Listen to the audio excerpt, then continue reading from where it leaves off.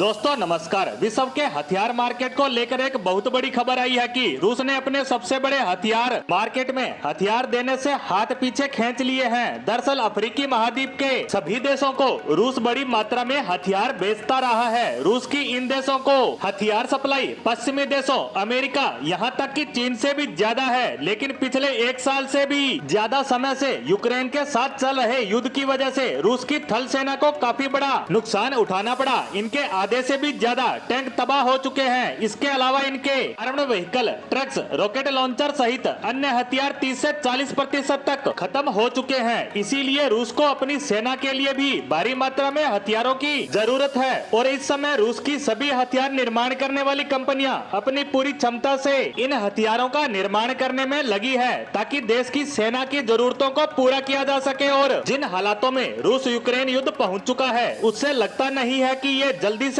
खत्म होगा। एक्सपर्ट कह रहे हैं कि यह युद्ध अभी 1 से लेकर 2 साल और चल सकता है। इसीलिए रूस को इन हथियारों की जरूरत युद्ध में तो है ही, साथ ही युद्ध के बाद इन्हें अपने हथियार भंडार गृह जो वर्तमान में खाली हो चुके हैं उन्हें फिर से भरना होगा और इन सब में 4 से 5 साल का समय निकल जाएगा। इसीलिए रूस इन अफ्रीकी देशों को हथियार सप्लाई करना बंद कर चुका है और इसी वजह से अफ्रीकी मार्केट को एक नए हथियार सप्लायर की आवश्यकता महसूस हो रही है जो उनकी जरूरतों को ध्यान में रखते हुए हथियार सप्लाई कर सके, क्योंकि ये देश इतने बड़े और पैसे वाले नहीं है कि अमेरिका और पश्चिमी देशों के महंगे हथियार खरीद सके। हालांकि उनके हथियार उच्च क्वालिटी के जरूर हैं, पर इन देशों की इतनी हैसियत नहीं है कि उनको खरीदने के बारे में सोचे। इनके हथियार रूस के मुकाबले लगभग 2 गुनी 3 गुनी कीमत के होते हैं। वहीं चीन की बात करें तो उससे कई अफ्रीकी देशों ने पिछले 10 सालों में कई हथियार खरीदे हैं, लेकिन उनकी हालत इतनी बुरी हो चुकी है कि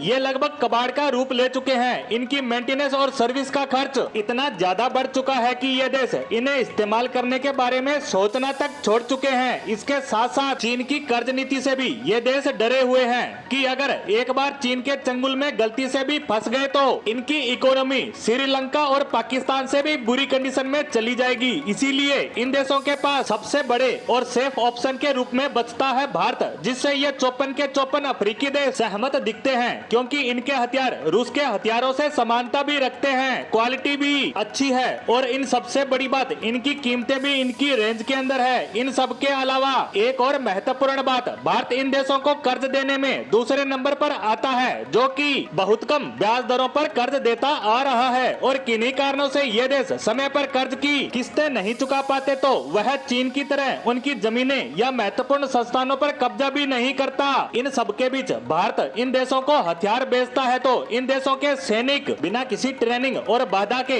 इन हथियारों का इस्तेमाल आसानी से कर पाएंगे, क्योंकि ये हथियार लगभग वैसे ही काम करते हैं जैसे रूसी हथियार। इसी के चलते अब अफ्रीका के 2 दर्जन से ज्यादा देश भारत के अर्जुन बैटल टैंक को खरीदने में अपना इंटरेस्ट दिखा रहे हैं, क्योंकि ये देश ज्यादातर जमीनी स्तर पर युद्ध लड़ते आए हैं और इनमें सबसे ज्यादा टैंकों और तोपों का ही इस्तेमाल किया जाता है। इसीलिए कुछ देशों के साथ भारत बातचीत भी कर रहा है, जिस पर आने वाले समय में बड़ी खबर सुनने को मिल सकती है। इसके साथ साथ अगर ये देश भारत से हथियार डील करते हैं तो इनके पास पहले से मौजूद रूसी हथियारों की सर्विस और मेंटेनेंस की सुविधा भी भारत दे सकता है, क्योंकि रूस इन हालातों में नहीं है कि वह इनकी मेंटेनेंस और सर्विस की सुविधा दे पाए। इसी के चलते भारत के लिए इसके अवसर बढ़ जाते हैं। भारत और इन अफ्रीकी देशों के बीच हथियारों को लेकर डील जल्द से जल्द फाइनल हो, इसी उम्मीद के साथ हमारी आज की पोस्ट को यहीं समाप्त करते हैं। धन्यवाद।